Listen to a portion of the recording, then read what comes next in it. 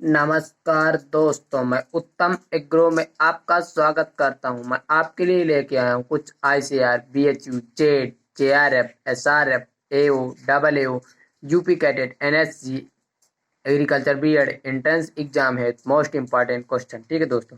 चलते हैं। पहला क्वेश्चन है दोस्तों हमारा, नेशनल लाइव स्टॉक मिशन कब प्रारंभ किया गया? क्या दोस्तों, पहला क्वेश्चन है हमारा, नेशनल लाइव स्टॉक मिशन कब प्रारंभ किया गया? तो कब प्रारंभ किया गया दोस्तों नेशनल लाइव स्टॉक मिशन? तो कब प्रारंभ किया गया दोस्तों? 2014-15 में।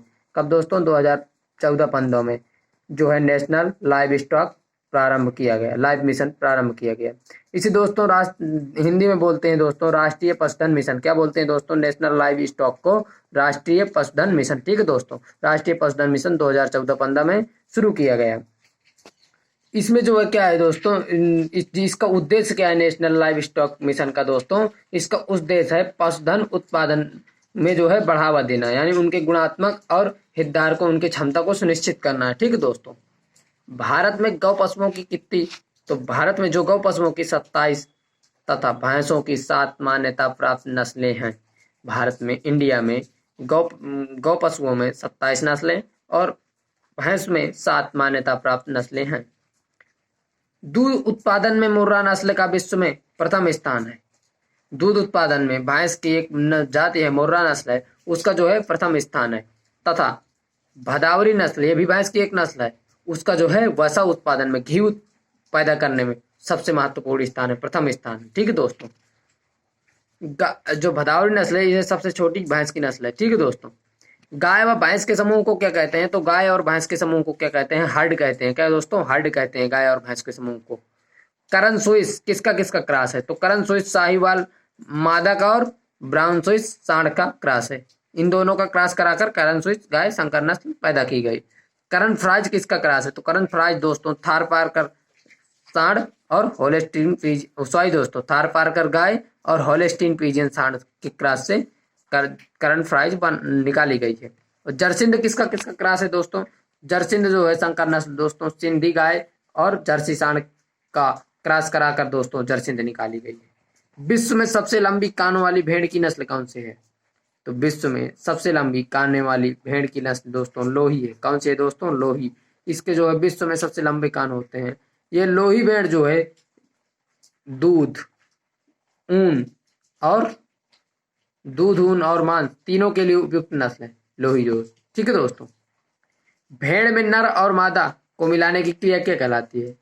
भेड़ में नर और मादा को मिलाने की क्रिया क्या कहलाती है दोस्तों? टफिंग कहलाती है। क्या कहलाती है दोस्तों? टफिंग। नर और मादा को मिलाने की क्रिया भेड़ में। स्टारडेल एक भेड़ की एक संकर नस्ल है, ठीक है दोस्तों। स्टारडेल भेड़ की एक संकर नस्ल है जो बीकानेरी मादा और मेरिनो नर की भेड़ की नस्ल की क्रॉस से मिलकर तैयार की गई है। स्टारडेल बीकानेरी मादा और मेरिनो नस्ल का क्रॉस है।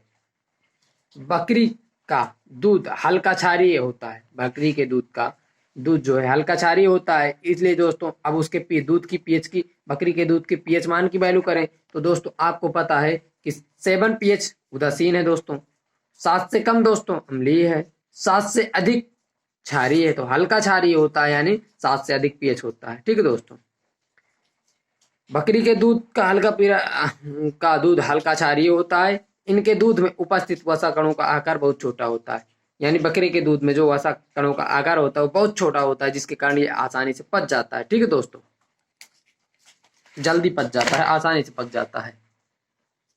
बकरी के दूध में गंध किसके कारण आती है? तो बकरी के दूध में गंध दोस्तों कैप्रिक एसिड के कारण आती है। किसके कारण दोस्तों? कैप्रिक एसिड के कारण। ये बकरी के गले दोस्तों बकरे के पास में बंधे होने के कारण जल्दी अवशोषण कर लेता है।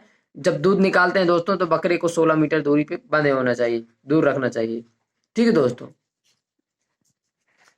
विश्व में सबसे अधिक अंडे देने की नस्ल कौन सी है? अंडे देने वाली मुर्गी की नस्ल कौन सी है? तो विश्व में जो सबसे अधिक अंडे देने वाली मुर्गी की नस्ल है दोस्तों व्हाइट लेग हार्न। क्या दोस्तों? व्हाइट लेग हार्न विश्व में सबसे अधिक अंडा देने वाली नस्ल है। और असील जो है लड़ाने के लिए उपयुक्त मुर्गी की नस्ल है।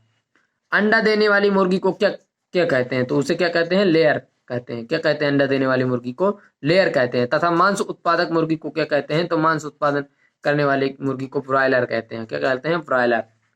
अंडा सेने वाली मुर्गी को क्या कहते हैं? तो अंडा सेने वाली मुर्गी को ब्रूडी कहते हैं। क्या दोस्तों? ब्रूडी, अंडा सेने वाली मुर्गी को। तथा अंडा सेने वाली मशीन को क्या कहते हैं? तो अंडा सेने वाली मशीन को क्या कहते हैं? ब्रूडर कहते हैं। क्या दोस्तों? ब्रूडर। इसमें जो है एक निश्चित टेम्परेचर बना दिया जाता है। ठीक है दोस्तों। मुर्गी पालन में प्रजनन को क्या कहते हैं? तो मुर्गी पालन में प्रजनन को क्या कहते हैं दोस्तों? तो मुर्गी पालन में प्रजनन को दोस्तों ग्रीडिंग कहते हैं। क्या कहते हैं? ग्रीडिंग। ग्रीडिंग कहते हैं मुर्गी पालन में प्रजनन को। नर पशुओं को बधिया करने की सबसे अच्छी विधि कौन सी है? तो नर पशुओं को बधिया करने की दोस्तों सबसे अच्छी विधि क्या है? बर्डीजो कास्ट्रेटर। क्या है दोस्तों? बर्डीजो कास्ट्रेटर नर पशुओं को बधिया करने की सबसे अच्छी विधि है।